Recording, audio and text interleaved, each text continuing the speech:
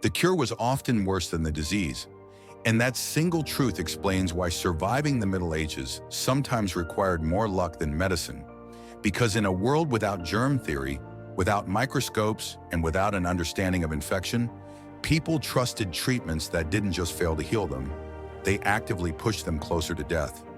Blood spilled in the name of balance, poison swallowed in the name of purity, and wounds packed with substances that modern science would classify as biological warfare. All because medieval healers believed the body was a battlefield ruled by invisible humors that had to be beaten into submission. Every ache was a punishment, every fever a sign of imbalance, and every cure an act of violence against the body itself. If you fell sick in medieval Europe, the real danger wasn't the illness stalking your bloodstream. It was the hands that rushed to save you. A simple headache could end in massive blood loss, a mild infection could invite toxic metals into your veins, and a routine injury could be sealed shut with filth that guaranteed a slow, agonizing death. Medieval medicine wasn't just misguided, it was a perfect storm of tradition, superstition, and misplaced confidence that transformed healers into unintentional executioners. And the most terrifying part is that these cures were trusted, celebrated, and passed down for centuries as sacred knowledge. At the heart of medieval healing was the theory of the four humors: blood, phlegm, black bile, and yellow bile. And every sickness was blamed on one of them falling out of balance, which meant the solution was never rest or nutrition, but removal, extraction, or purging.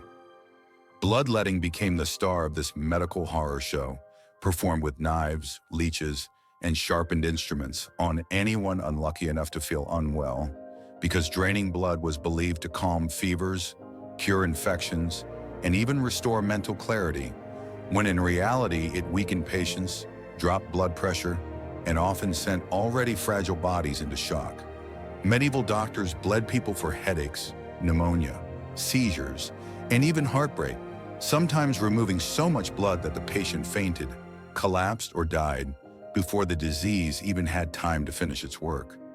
Leeches, seen as precise and elegant tools, were applied by the dozens, slowly draining life away under the belief that less blood meant less illness. While today we know that blood loss impairs oxygen delivery, cripples the immune system, and accelerates death. If bloodletting didn't work fast enough, purging was next, and medieval purgatives were a nightmare of toxic herbs and minerals designed to force vomiting, diarrhea, or both under the assumption that sickness could be expelled like a demon fleeing the body. Substances like hellebore, mercury compounds, and antimony were administered in doses that inflamed the gut, destroyed kidney function, and poisoned the nervous system, leaving patients dehydrated, delirious, and often dead from organ failure. Mercury in particular became a favorite cure for everything from skin diseases to syphilis, despite the fact that it caused tremors, hallucinations, severe gum disease, and irreversible brain damage, slowly erasing the patient's mind while the healer declared progress. Medieval physicians saw drooling, tooth loss, and madness not as warning signs, but as proof that the treatment was working, because the poison was visibly driving out the illness.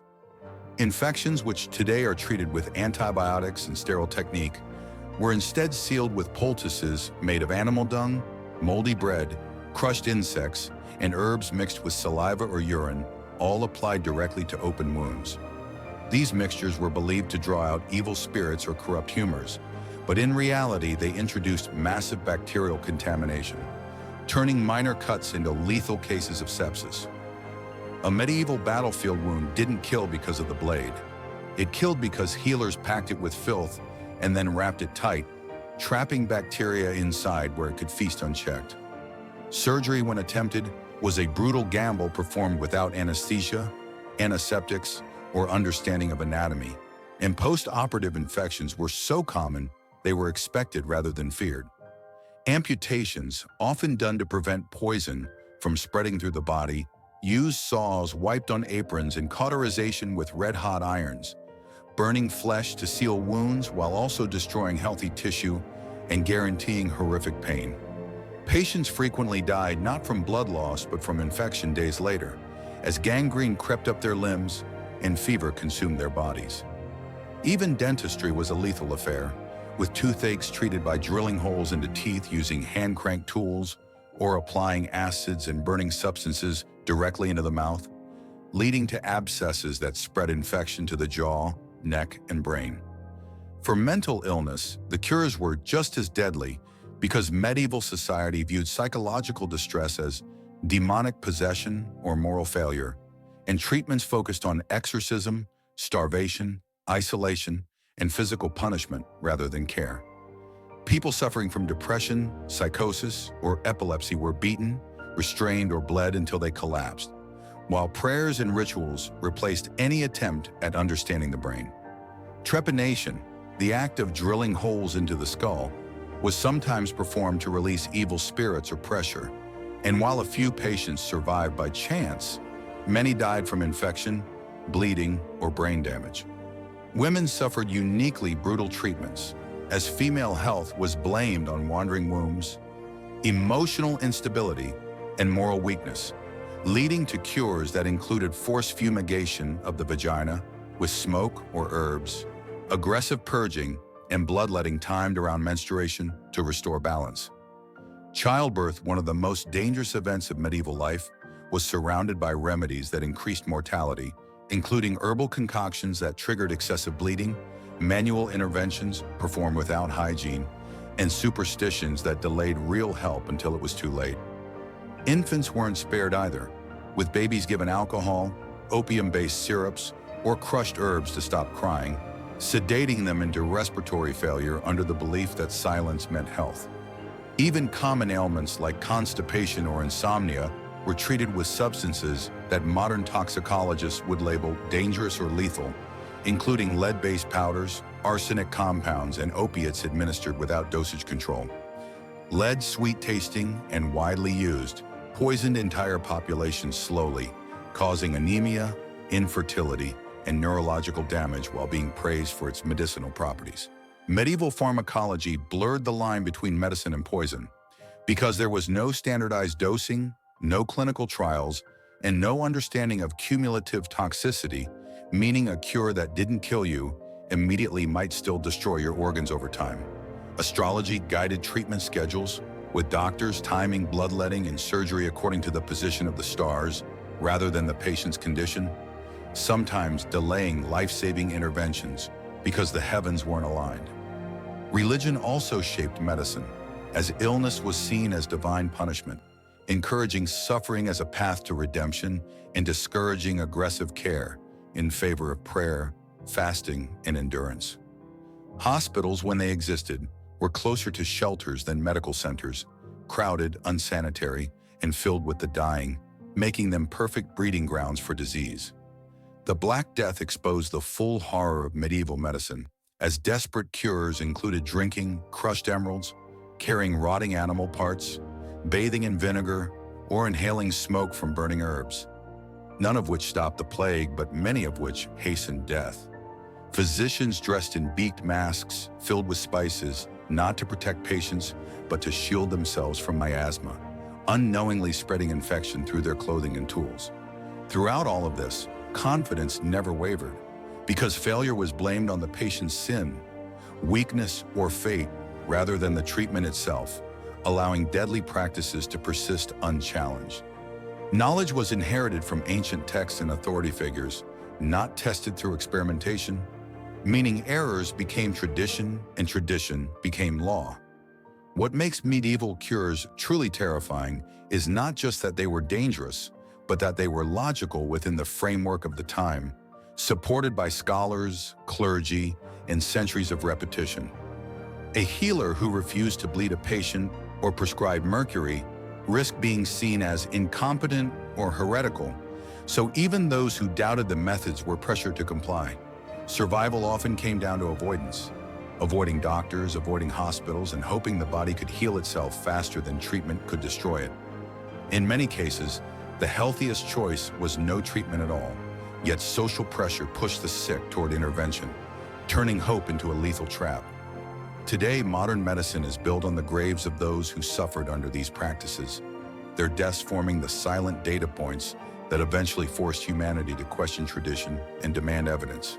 Germ theory, anesthesia, antiseptics, and scientific testing didn't just improve medicine, they ended an era where healing was indistinguishable from harm. Looking back, medieval cures read like a catalog of human error, but at the time they represented the best knowledge available, a sobering reminder that certainty without understanding is one of the most dangerous forces in history. The real lesson isn't that medieval people were foolish, but that good intentions guided by bad information can be just as deadly as ignorance. Every leech, every blade, every poison was applied with the belief that it would save a life, and that belief kept killing people until science replaced tradition with proof. Medieval medicine didn't fail because it lacked compassion.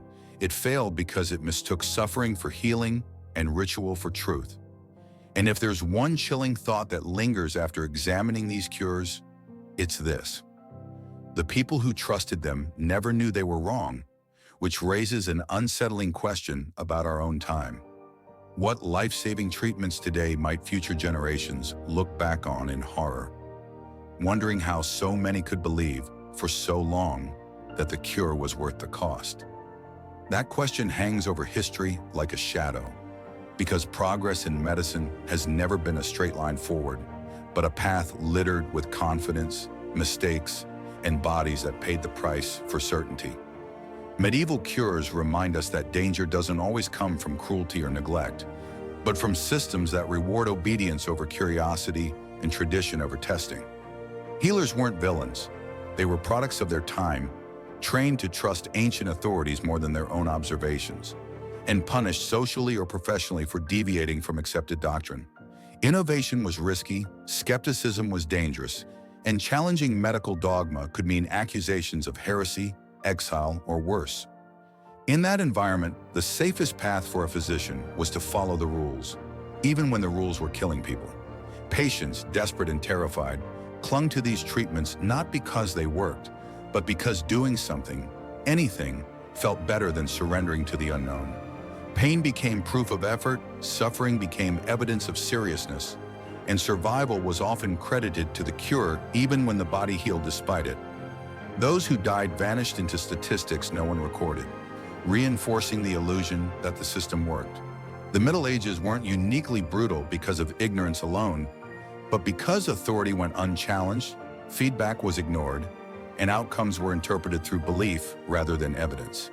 That pattern is what ultimately makes medieval medicine so disturbing, because it exposes a universal human weakness, the tendency to defend familiar systems even when they cause harm.